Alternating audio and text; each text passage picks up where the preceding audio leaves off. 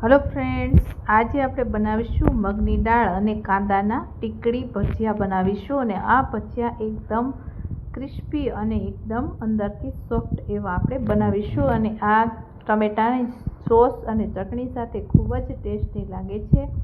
તો અહીંયા મેં મગની દાળ છે તે મિક્સરમાં આ રીતે અધકચરી એક વાટકી જેટલી મેં કરી લીધી છે અને તેને મેં 10 મિનિટ જેવું પલાળીશું એટલે એકદમ સરસ એવા દાણા છે તે ભૂકો તે ફૂલી જશે। અને અહીંયા 2 નંગ કાંદા લીધા છે, લીલા મરચાં, ગરમ મસાલો અને લીંબુ। તો આટલી વસ્તુ આપણે એડ કરીશું અને તેનાથી આપણે ટીકડી ભજીયા બનાવીશું। આ ટીકડી ભજીયા વરસાદનો માહોલ હોય ત્યારે ખૂબ જ ખાવાની મજા આવે તેવો આપણે હળવો નાસ્તો બનાવીશું। તો અહીંયા મેં આપણે જે મગની દાળ આવે છે તેનો આ રીતે મિક્સરમાં અધકચરો ફોતરાવાળી દાળનો અહીંયા ભૂકો કરી લીધો છે અને પલાળી લીધો છે। પાણીનો ભાગ છે તે આપણે એડ અંદર કરશું નહીં। હવે અહીંયા કાંદા 2 મીડિયમ સાઇઝના લીધા છે, તેને પણ ઝીણા ઝીણા ચોપ કરી લેવાના છે તમારે। અને તીખાશ માટે 2 મરચાં લીધા છે, તમારે તીખાશ જેવી જોતી હોય એ પ્રમાણે તમે મરચાં છે તે એડ કરી શકો છો। અહીંયા આપણે અડધી ચમચી જેટલો આપણે ગરમ મસાલો એડ કરીશું। હવે થોડાક આપણે મસાલા કરી લઈશું। તો અહીંયા લાલ મરચું 1 ચમચી જેટલું મેં એડ કરેલું છે અને અડધી ચમચી જેટલું 1/4 સ્પૂન જેટલું આપણે હળદર પાવડર એડ કરીશું અને અડધી ચમચી જેટલું આપણે જીરા પાવડર એડ કરીશું।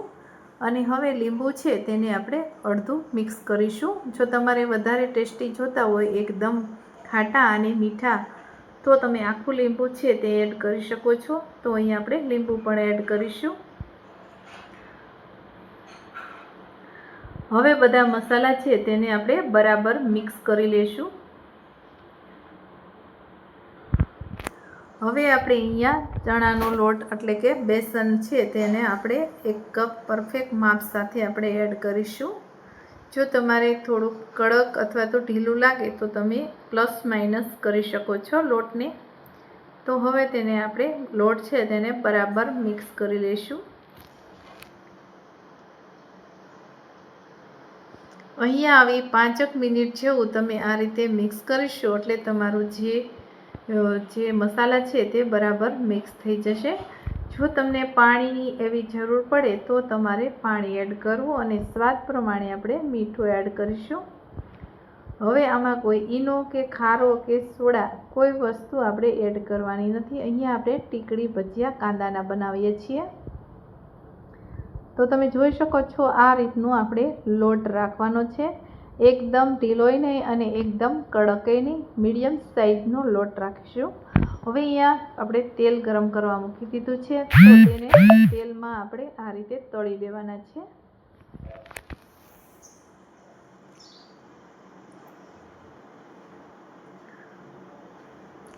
અને આ ભજીયા છે તે પાચન થવામાં ખૂબ જ હલકા હોય છે, કેમ કે આપણે જે મગની દાળ છે તે ખૂબ જ હલકી હોય છે। પાચન થવામાં પણ જલ્દી તમને પાચન થઈ જશે અને પૌષ્ટિક આ ટીકડી ભજીયા આપણે બનાવીશું।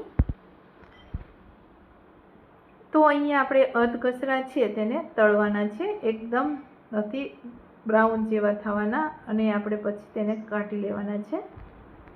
તો અહીંયા આપણે અધકચરા ટીકડી ભજીયા છે તેને આપણે સાતળી લીધા છે। તો એક અહીંયા પ્લેટમાં એડ કરીશું।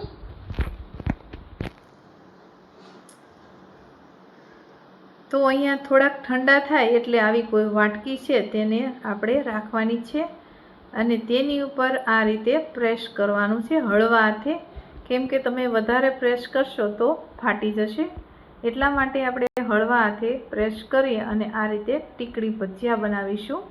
હવે અહીંયા આપણું તેલ ગરમ જ છે તો અહીંયા ગેસની આંચ મેં ધીમી કરી દીધી છે। જો ધીમા તાપે આપણે તળશું તો જે ટીકડી ભજીયા છે તે ક્રિસ્પી તો થશે અને એકદમ સરસ સ્વાદમાં ટેસ્ટી પણ એટલા જ સરસ એવા થશે। તો અહીંયા તમે આવા ભજીયા 3 થી 4 મિનિટ જેવા ધીમા ગેસે આપણે તળવાના છે। તો હવે અહીં આપણા ભજીયા છે તેને થોડીક વાર સુધી આપણે તળાવા દઈશું।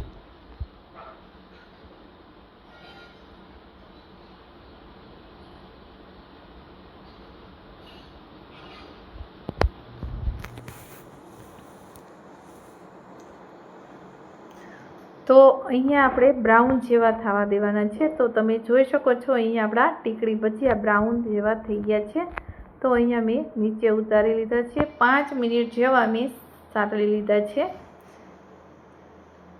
તો અહીંયા આપણા ભજીયા બધા પણ સતરાઈ ગયા છે અને તમે મરચાં સાથે ખૂબ જ ટેસ્ટી એવા લાગશે અને ટમેટાના સોસ સાથે ખૂબ જ ટેસ્ટી લાગે છે. તો અમારી આ રેસીપી સારી લાગી હોય તો વિડીયોને લાઇક કરો, શેર કરો અને અમારી ચેનલને સબસ્ક્રાઈબ કરવાનું ભૂલશો નહીં. બાજુમાં આપેલું બેલ આઇકન પ્રેસ કરશો એટલે નવી નવી રેસીપીના નોટિફિકેશન મળશે. Thank you.